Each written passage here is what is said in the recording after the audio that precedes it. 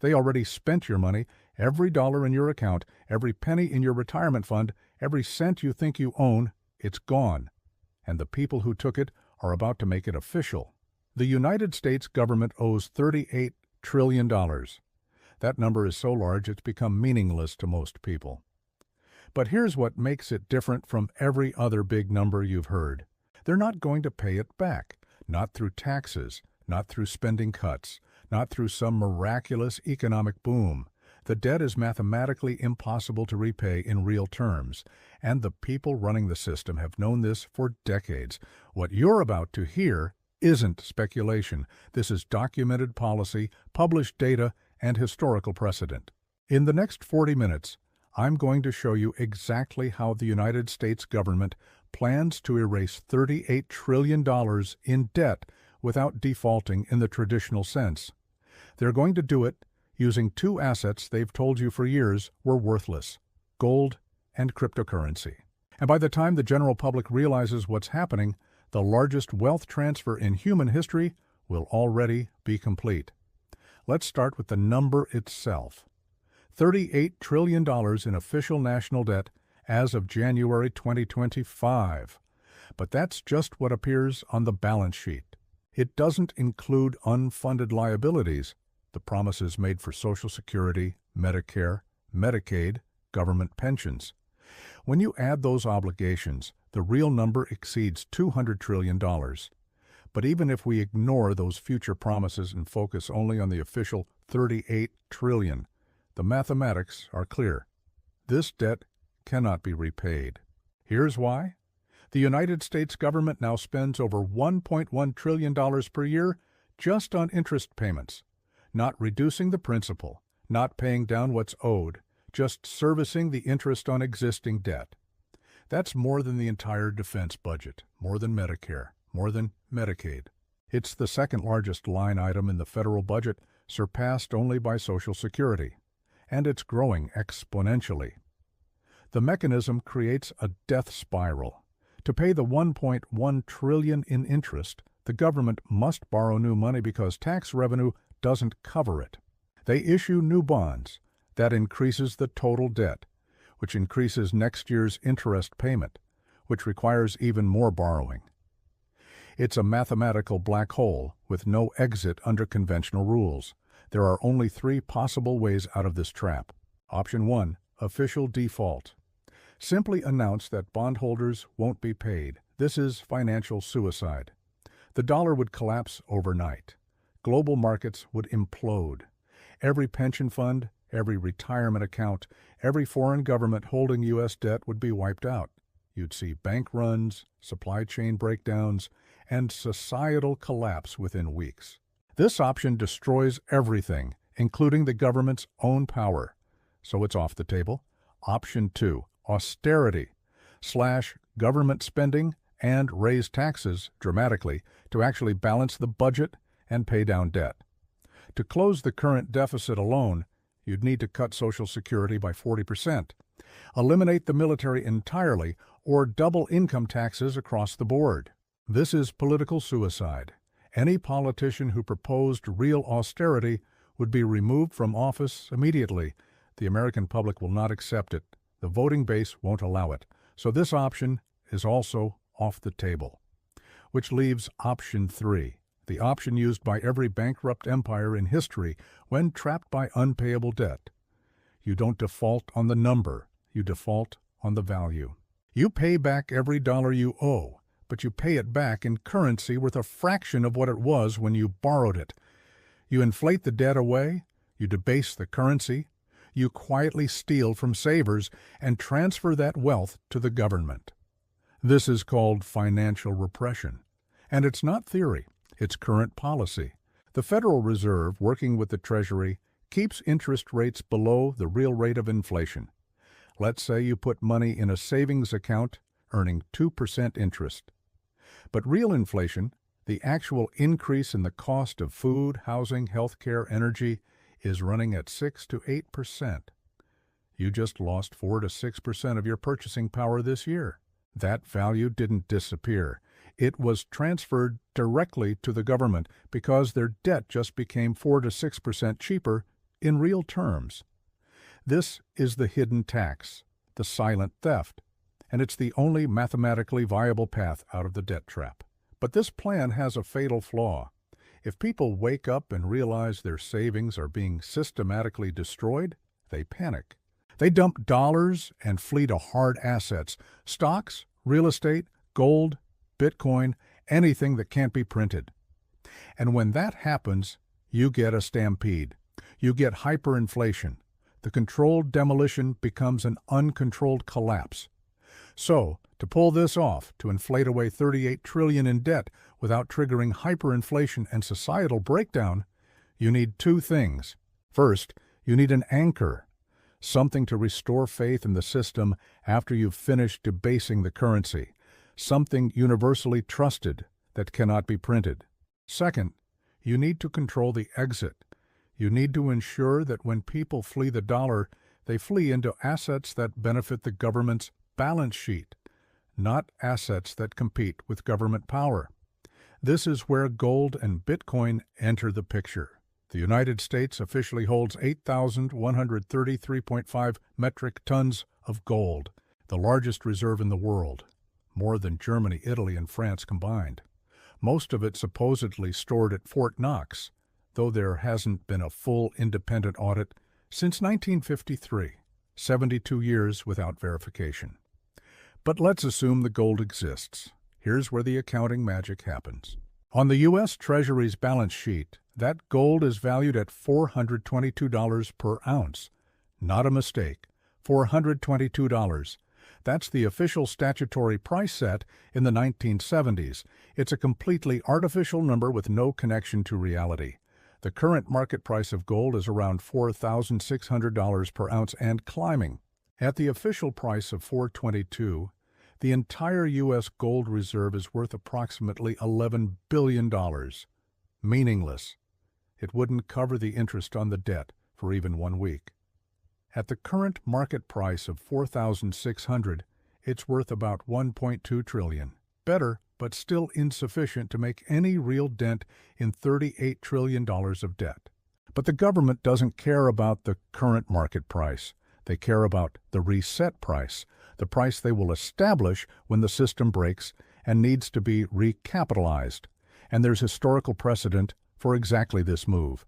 In 1933, President Franklin Roosevelt signed Executive Order 6102. It made private ownership of gold illegal for American citizens. You were required, under penalty of 10 years in federal prison, to surrender all gold coins and bullion to the government. They paid you $20.67 per ounce in paper currency. Then, after the government had collected the population's gold, Roosevelt signed the Gold Reserve Act of 1934. Gold was repriced to $35 per ounce, a 69% devaluation of the dollar overnight. Everyone holding paper currency lost 40% of their purchasing power instantly. Everyone who had held gold couldn't benefit because ownership had been made illegal. The government confiscated the wealth of an entire generation with executive action. Now imagine the same mechanism, but scaled to modern magnitude. The scenario: Treasury yields spike to 7, 8, 9% as foreign buyers abandon U.S. debt. The deficit explodes. Inflation hits 15, 20%. The system is visibly breaking. And the president addresses the nation. My fellow Americans, our financial system faces an unprecedented crisis. To restore stability and faith in the dollar, I am establishing a new gold-backed digital currency. To reflect the true value of our strategic reserves, the official price of gold will be set at $50,000 per ounce. At that price, 8,000 tons of gold is worth $13 trillion. That's $13 trillion that can be used to backstop a new currency, to recapitalize the Federal Reserve's balance sheet, to make the government's finances appear solvent again. Everyone holding paper dollars, when this happens, gets destroyed. The purchasing power evaporates as the dollar is revalued downward against gold. But the government, holding the actual physical gold, becomes the wealthiest entity on the planet. This is the great revaluation, the reset. It's not a new invention. It's the playbook used by every empire facing unpayable debt throughout history. But gold alone isn't sufficient for the 21st century. Gold is physical. It's slow. You can't transmit it across the internet. You can't program it. You can't fully control who holds it or how they use it. Which is why the government needs a digital component to complete the reset. That's where Bitcoin comes in. For 15 years, the U.S. government told you Bitcoin was a scam, a tool for criminals, a speculative bubble with no real value. The Securities and Exchange Commission under Gary Gensler waged total war on the cryptocurrency industry. They sued Coinbase, Binance, Ripple, and dozens of other companies. They ran Operation Choke Point 2.0, a coordinated campaign to cut crypto companies off from the banking system. Banks that served crypto clients were subjected to intense regulatory pressure until they closed those accounts. It was a systematic attempt to kill the industry. Why? Because Bitcoin represents the ultimate threat to the inflation plan. It's an asset with a fixed supply that cannot be printed. It's permissionless. You don't need government approval to use it. It's borderless. You can move it anywhere, instantly. It's the perfect escape hatch from a devaluing dollar. The government understood that if citizens could easily exit dollars and move into Bitcoin, their controlled inflation strategy would fail. So they tried to kill it. They tried to strangle it before it could grow large enough to matter. And then everything changed. January 2025, new administration takes office. Within 90 days, the entire U.S. policy on cryptocurrency reverses 180 degrees. Gary Gensler resigns as SEC chairman. The Department of Justice disbands its cryptocurrency enforcement team. The Federal Reserve shuts down its Novel Activities Supervision Program, the engine behind Choke Point 2.0. And then the announcement. March 2025. The White House creates a United States Strategic Bitcoin Reserve. The same government that spent a decade calling Bitcoin criminal garbage officially recognizes it as a strategic reserve asset right alongside gold. How is this possible? How do you go from attempting to destroy something to making it a cornerstone of national financial strategy? The answer is simple. They realized they couldn't kill it. Bitcoin survived every attack, and when they realized they couldn't destroy it, they decided to co-opt it, to capture it, to turn it from a threat into a tool. And here's the critical part. They didn't even have to buy it. The U.S. government is already the largest known holder of Bitcoin in the world, with over 207,000 BTC seized from criminal operations. Silk Road, 69,370 Bitcoin. Bitfinex hack, 94,000 Bitcoin. Various other seizures, tens of thousands more. At current prices around $100,000 per Bitcoin, that's over $20 billion. But just like with gold, they don't care about today's price. They care about the reset price. Here's the sequence. Phase 1. Legitimization. Force the SEC to approve Bitcoin ETFs in 2024. This brings Bitcoin inside the traditional Wall Street system. Now ordinary investors can buy exposure through their retirement accounts via BlackRock's iShares Bitcoin Trust. It's regulated, it's approved, it's safe. Phase 2. Encourage retail adoption. The average citizen is told Bitcoin is now a legitimate investment. You're encouraged to get exposure. But how? Through the ETF in your 401k. You don't hold actual Bitcoin. You hold shares of a fund that holds Bitcoin. It's paper Bitcoin, just like paper gold. Phase 3. The government holds the real asset. While you hold IOUs and fund shares, the government holds 207,000 actual Bitcoin in cold storage wallets that they control completely. Now watch what happens as the great devaluation accelerates, as inflation erodes dollar savings. You panic. You look for a safe haven. And what's right there, approved and legitimized and available in your retirement account? Bitcoin and gold ETFs. So you take your melting dollars and pour them into these assets. You and millions of other panicked savers drive the price up. Bitcoin goes from 100,000 to 200,000 to 500,000 to $1 million. This is the closed-loop system. Step 1. Devalue the dollar through inflation. Step 2. Panic the population into fleeing dollars. Step 3. Channel that panic into gold and Bitcoin. Step 4. Watch as retail buying drives the price of your massive reserves to the moon. Step 5. When the crisis peaks, announce the reset. Revalue gold to $50,000 per ounce. Revalue Bitcoin to whatever price makes the mathematics work. Introduce a new digital currency backed by these assets. Wipe out the debt by converting old dollars to new dollars at a massive discount.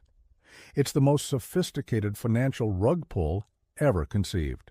And it's not just the United States executing the strategy. Look at what's happening globally. Central banks worldwide have been buying gold at record pace for 3 consecutive years. Over 1,000 metric tons per year in 2022, 2023, and 2024. China is dumping U.S. treasuries and accumulating gold. Russia is stacking gold. India, Turkey, Poland, Singapore. Everyone is rotating out of dollars and into hard assets. They all see the same thing. The dollar's reserve currency status is ending. The United States must inflate away its debt. And when the reset occurs, the countries holding the most gold and Bitcoin will control the architecture of the next financial system. This is a global race to acquire real assets before the music stops. And the United States, despite its debt crisis, still holds the largest stack of both gold and Bitcoin. They're positioning themselves to win the reset, even as they destroy the current system. So what does this actually look like when it happens? What does the reset day feel like?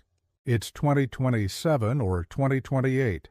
Treasury yields have spiked to 9%. The government can't afford the interest payments anymore. Inflation is running at 20%. The dollar is in free fall. Foreign governments are dumping treasuries.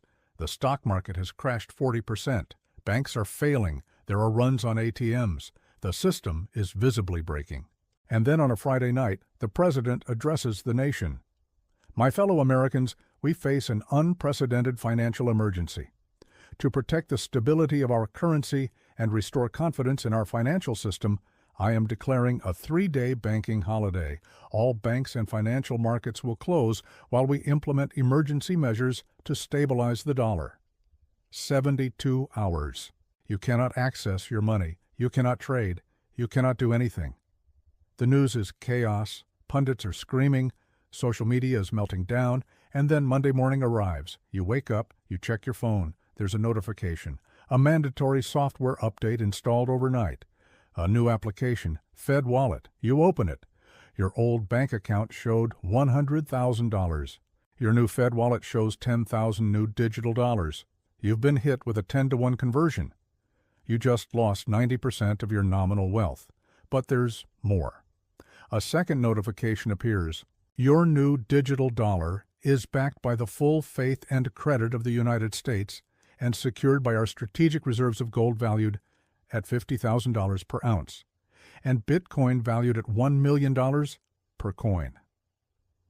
They just told you your savings were vaporized, but trust us, the new money is sound. It's backed by real assets.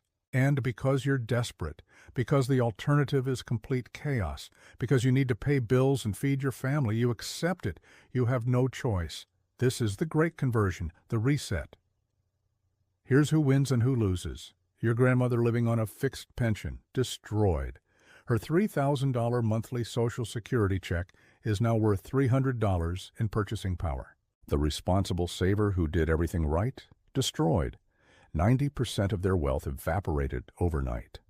Foreign governments holding trillions in U.S. treasuries, destroyed. Their bonds are now worth 10% of what they paid. China, Japan, Saudi Arabia, everyone gets wiped out. The United States just defaulted on $38 trillion in debt by paying it back in new currency worth 10% of the old currency. But the government, they're fine, better than fine. Their debt is now manageable. Their gold reserve, officially repriced to $50,000 per ounce, is worth $13 trillion. Their Bitcoin reserve, repriced to 1 million per coin, is worth $207 billion. Their balance sheet looks pristine. And that irresponsible neighbor who bought a house he couldn't afford with a $1 million mortgage? He just won. His debt is now effectively $100,000 in new dollars. He can pay it off with a few months of salary. Debt is rewarded. Savings are punished. Responsibility is destroyed. And the new digital dollar? It's the central bank digital currency, the CBDC, that you would never have accepted voluntarily. But now, after 3 days of chaos, you're begging for stability. You'll accept anything. And they have you. This new digital dollar is programmable money. They can set spending limits. They can implement expiration dates. They can freeze your account if you're deemed a threat. It's the ultimate financial control grid. And you walk directly into it because they gave you no alternative. This is the end game. This is how they erase $38 trillion in debt. Not through taxes, not through spending cuts, through devaluation, revaluation, and reset. They inflate the dollar to destroy the debt. They hoard gold and Bitcoin to recapitalize. They use your panic buying to drive up the value of their reserves. And then they convert everyone to a new digital system that grants them total control. It's the most sophisticated theft in human history. And it's legal. It's policy. It's happening right now in slow motion. So what do you do? How do you protect yourself? First, understand the difference between currency and assets. The dollars in your bank account are currency. They're a promise. And that promise is being broken. Real assets are things that cannot be printed. Gold, Bitcoin, real estate, productive businesses, commodities. These are stores of value that survive currency resets. Second, diversify out of pure dollar exposure. If everything you own is denominated in dollars, you're exposed completely. Hold physical gold that you control. Hold actual Bitcoin in self-custody, not ETF shares. Hold real assets. Third, reduce dangerous debt exposure where possible, but understand the paradox. Too much debt destroys you before the reset, but strategic debt can be beneficial if you survive to the conversion. A fixed-rate mortgage on a productive asset becomes nearly free after currency devaluation. Fourth, pay attention to what governments do, not what they say. They said gold was a barbaric relic. They hoarded 8,000 tons. They said Bitcoin was for criminals. They accumulated 207,000 coins. Watch their actions. Fifth, prepare for extreme volatility. The transition from one monetary system to another is chaotic, violent, and unpredictable. You need liquidity. You need options. You need the ability to move quickly when systems break. This isn't about getting rich. This is about not getting destroyed. This is about understanding that the game is rigged and playing accordingly. The warning signs are everywhere. Record gold buying by central banks for 3 straight years. Bitcoin approved as a strategic reserve asset. Inflation running hot while the Federal Reserve claims to be fighting it. Treasury yields spiking despite rate cuts. Foreign buyers abandoning U.S. debt at accelerating rates. Gold already at $4,600 per ounce, a price that seemed impossible just years ago. The mechanisms are in place. The plan is in motion. The only question is timing. How fast does it unfold? The United States government is going to erase $38 trillion in debt using gold and cryptocurrency as anchors for a new system. They're using your fear and panic to pump the value of their reserves while your savings evaporate. It's the greatest magic trick ever pulled, and most people won't realize what happened until it's already over. Everything you thought you knew about dollar stability, about government debt, about the safety of savings, all of it is about to be tested in ways most people cannot imagine. The reset is coming. The only question is whether you'll see it in time. If this changed how you see the financial system, subscribe and turn on notifications. The next video covers the specific timeline and triggers that could accelerate this reset in the next 12 to 24 months. You cannot afford to miss it. Stay aware.